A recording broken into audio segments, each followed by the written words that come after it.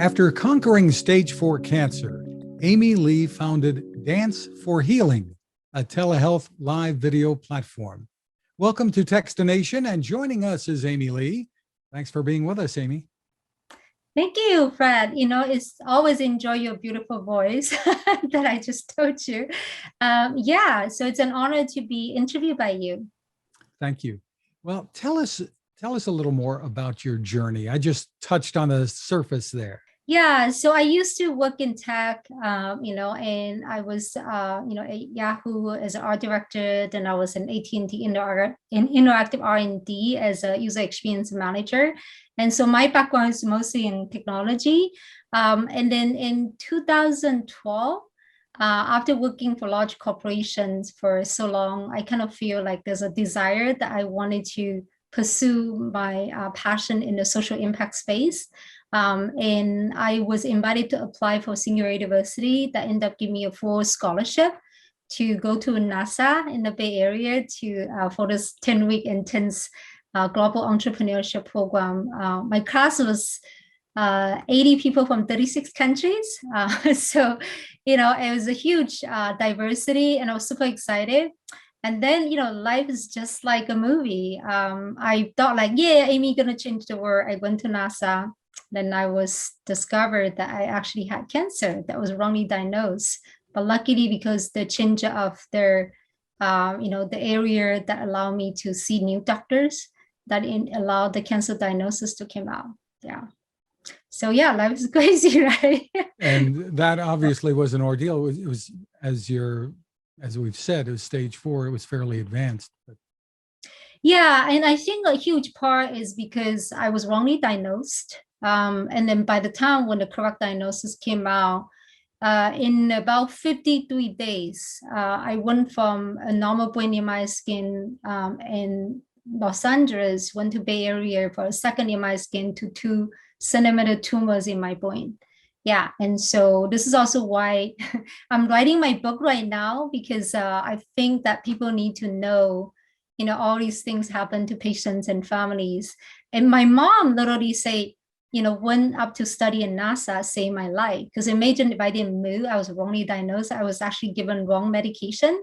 And luckily, one of the medication, I decided not to take it because I was diagnosed with myasthenia gravis, which is an autoimmune disease, where it could have similar symptoms that I have eye drooping and double vision. But imagine if you have a tumor that, grow to impact your cranial nerves and your muscle nerve, you could have similar symptoms. But because my wrong diagnosis, I was prescribed medication to tighten my muscle, and that kind of completely destroyed my sleep. And then the second medication is actually a steroid medication that I refused to take it. Thank God to my middle sister who'd been dealing with lupus her whole life, and I knew how bad taking that steroid medication could create this long-term impact and how to get off. And I refused to take that. So that saved my life. Because imagine if I'm already lack of sleep because of this wrong medication, then the second medication completely suppress my immune system. You could probably imagine how bad that could be, right? Yeah. Sure. And so this battle went on, I'm sure, for quite some time, and you've come out of it victorious. So. Yeah, I know. If I don't tell you that I'm a stage 4 cancer survivor, you probably will not know. Like most people thought, like, I'm just the smiley, bubbly Amy that like to, laugh and tell jokes and stuff. Yeah, it is kind of hard when I was going to do it, and this also inspired me to create a Dance4Healing, because I literally went back to my childhood love of music, dance, and art. During cancer, I picked up my art brushes after 12 years. I listen to music on the day I can get out of the bed.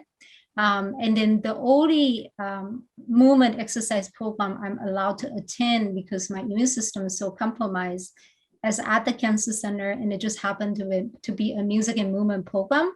But then if on that day I was too sick or don't have a volunteer driver, I will have no activity for several weeks. And that kind of inspired me to like, wow, who in my age that has stage 4 cancer and had a technology background and then had a deep appreciation for creative arts. And then also being educated by all the clinical study behind creative arts. And I just feel like if I don't do something, it may not ever happen. I'm just like someone who kind of putting into that piece of puzzle where, I experienced this. And for me, it was an experience of that, the isolation, loneliness, for a lot of elderly people dealing with, like when they get older, chronic patients, when they're stuck at home, and me going from like in 1 year running a marathon to the next year, pretty much stuck at home, go through a whole year of cancer treatment. You can imagine that whole life shifting was very, very dramatic, right? Yeah. So, Dance for Healing, describe for the audience what that is. Yeah, so Dance4Healing is an AI-powered live video platform that helps chronic patients and elderly to find compatible buddy to build fun, healthy habits. We pre-recorded and live video classes. And I joke around like, imagine YouTube meets Zoom, meets eHarmony for health buddies. That's kind of what we do. Yeah. And how did you get the word out? People have good ideas and create things, try to create things all the time. But to get it out there and to get it noticed and to get people using it, how did you accomplish that?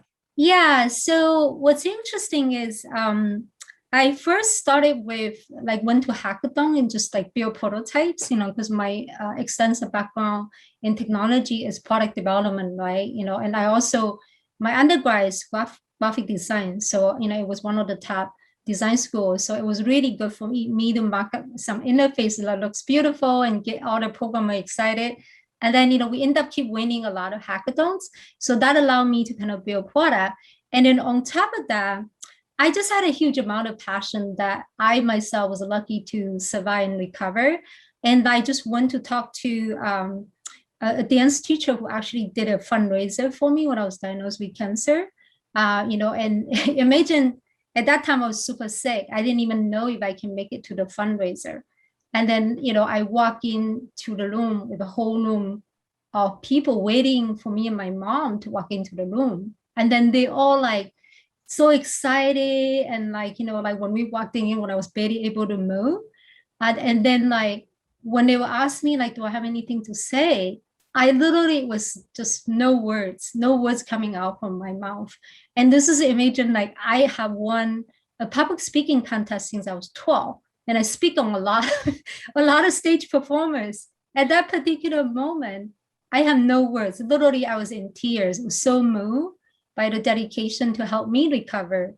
And they were so excited and able to see me like, there with my mom.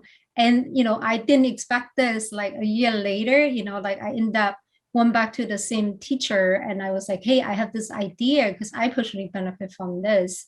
And I wanted to like build a dance program for cancer patient. And we have started testing this technology platform. What do you think? And she got super excited. So she started talking to her friends, and what's interesting is in the dance community, if you start with a really, really good instructor, whatever the caliber of the, that the people they bring in is the same, because it's almost like the verification of their level of expertise. So since I started with a really good instructor, the other instructor that she introduced me to, she brought in, it turns out to be like all like the top instructor in the Bay Area. And so I somehow just got everybody excited. I think throughout the whole program, I probably have 40 volunteers that I launched the program without any funding. And then we invited the Stanford program officer, to one of our launch party, and she got so excited. So she ended up invited Dance4Healing to join the Stanford's patient supported care program. And so like literally just took off because I have so much passion and I get people excited and everybody wanted to help me. And so, yeah, so that's how I get started.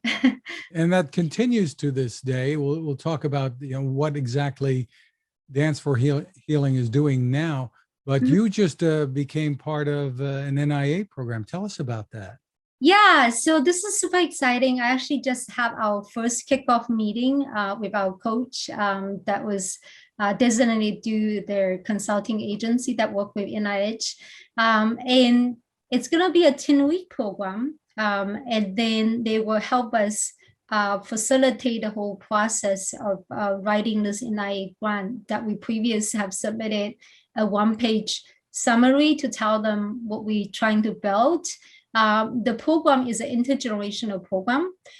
So we were part of the Stanford Startup Garage, where we were required to conduct 100 interviews in the Bay Area. And then so it started become really clear when we conducted these interviews.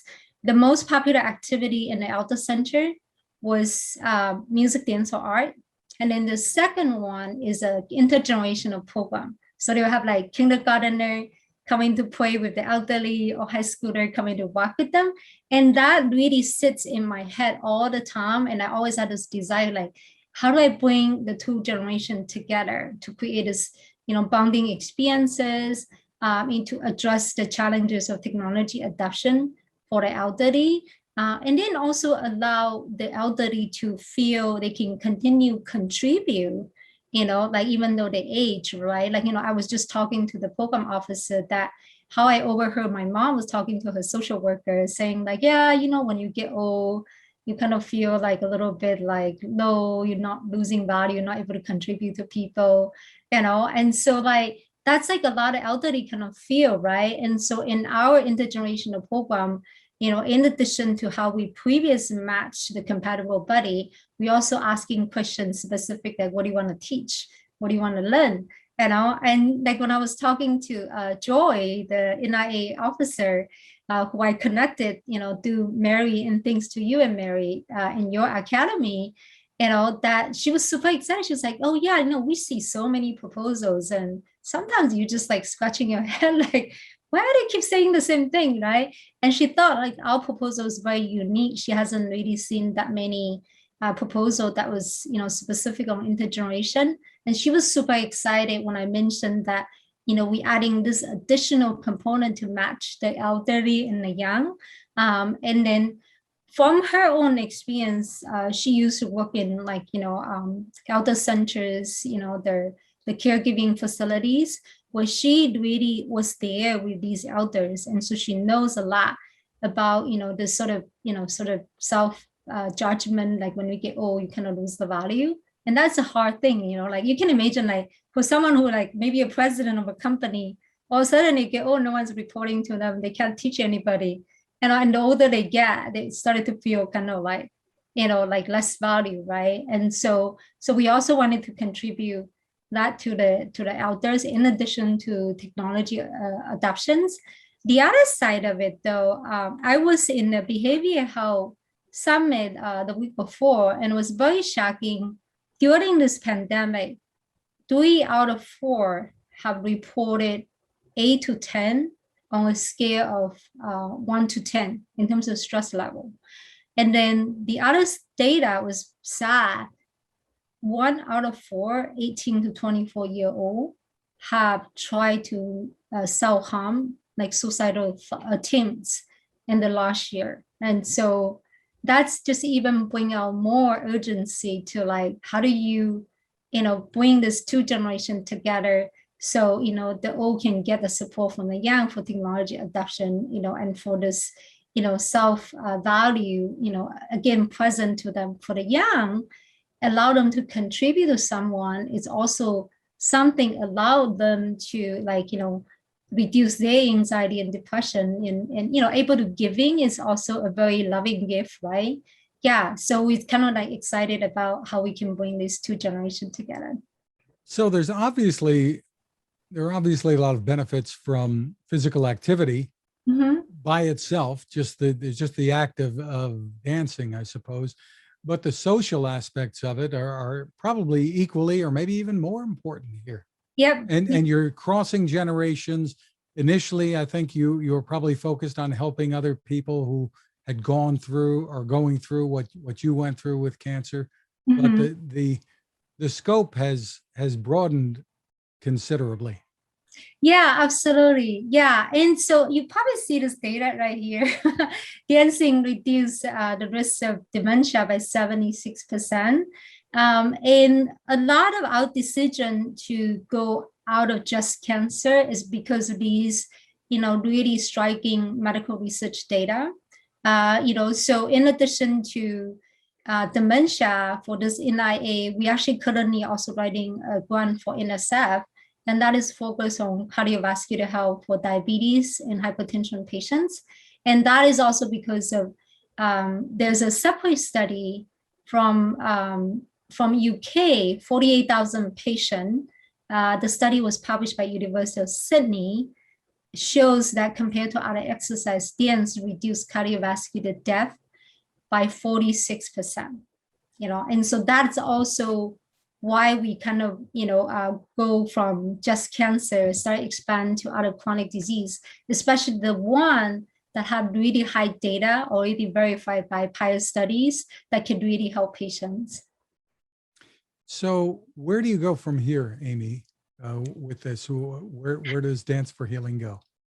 Yeah, so with Dance4Healing, what I like to see is I want to create a social movement that, across the globe where, we can bring, culture, art, the rich from all these different, continents, like, in Middle East and, Latin America and Africa, all these different rich creative arts culture into the US, hosted on our online platform, and then spread around the world. And then what I see, and not only just for health benefits, both mental and physical, it's also, it's a global peace project in some sense, right? Because I feel like there's a deep level of appreciation for who someone is when you get to know a little bit about their art and culture.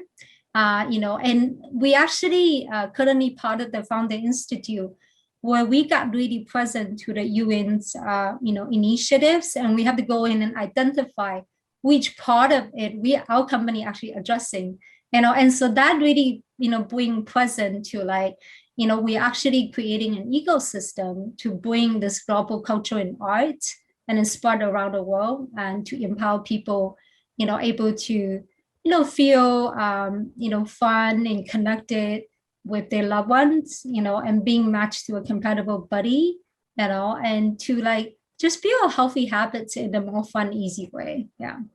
And can people who do know each other, who may be separated by distance, can they just find themselves on the platform as well? Yeah, absolutely. So during COVID, I decided to open our platform for the first time, to the public, and we have like 372 people signed up.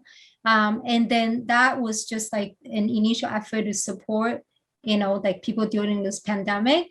And then, from that, we actually wanted to expand to like empower the young to support the old. The biggest stress population currently is those who deal with aging parents. The sandwich generation have aging parents, have younger kids.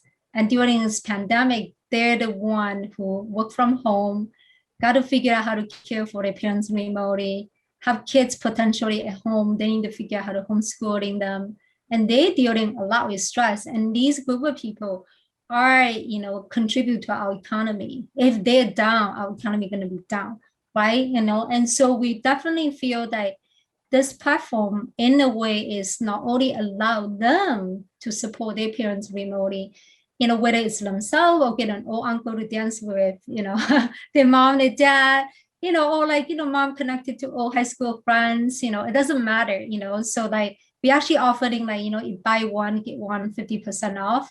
If the second person that you buy in is, an elderly or a patient, the second subscription will be 50% off.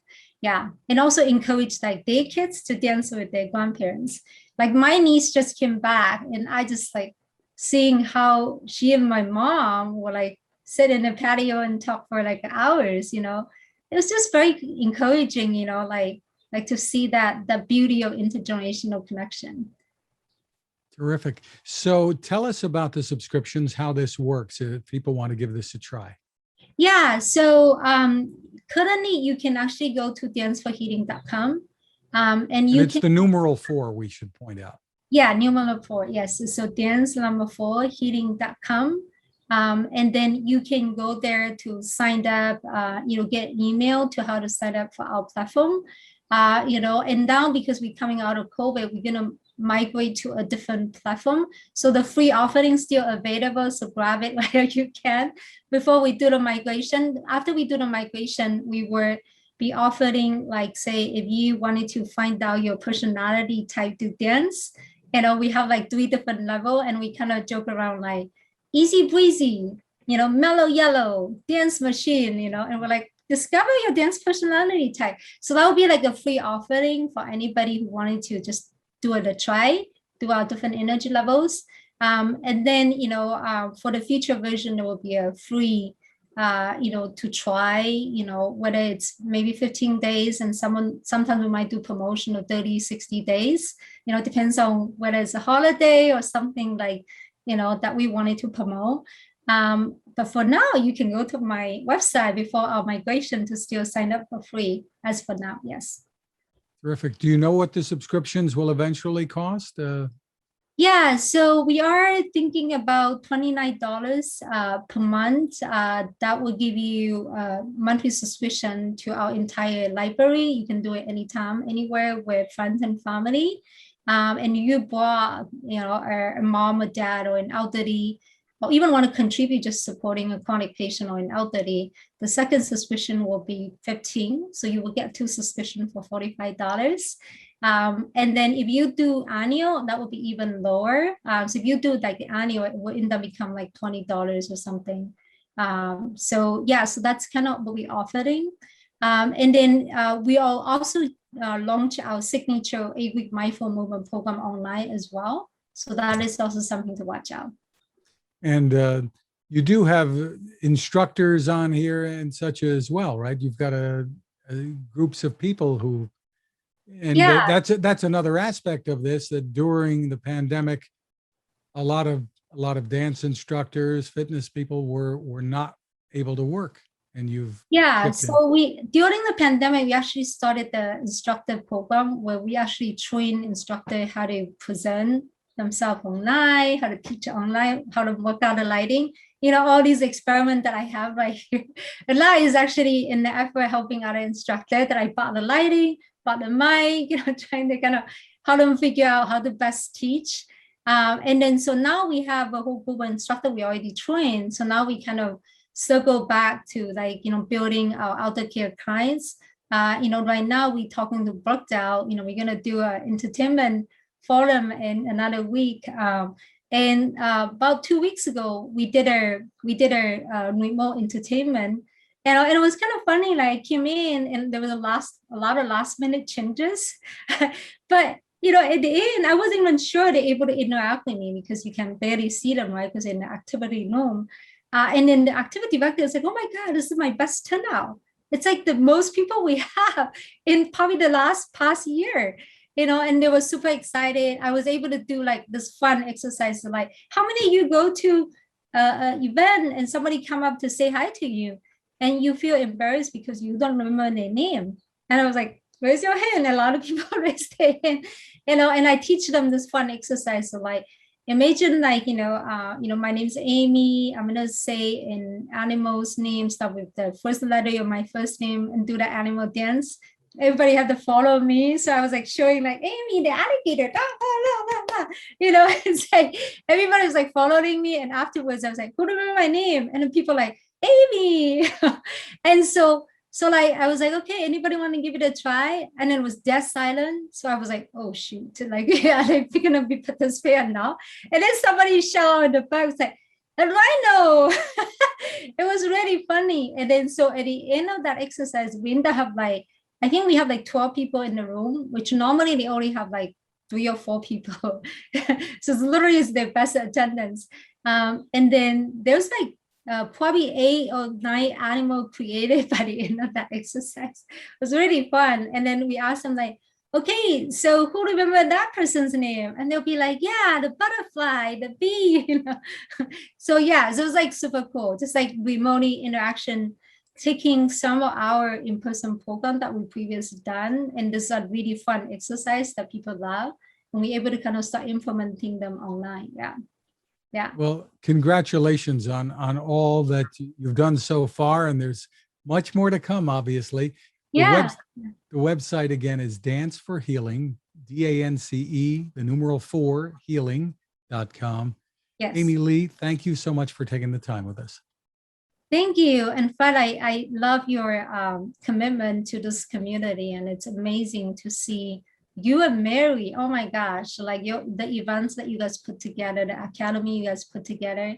It's really, really, you know, I would say honored to be part of this community because I learned so much. And all of a sudden I feel like, oh, wow, this is my tribe. And I finally find it because, you know, like there's so many people so passionate about helping the elderly and, you know, figuring out together how to support them, how to provide help support, how to provide technology support to this community that is really underaddressed. Yeah. Well, thank you. And for more on that, for our audience, the website is maryfurlong.com/podcast. That's where the What's Next Living Longer, Better, Smarter podcast resides. We hope you'll check that out. Thank you again for joining us, Amy. Thank you. Bye.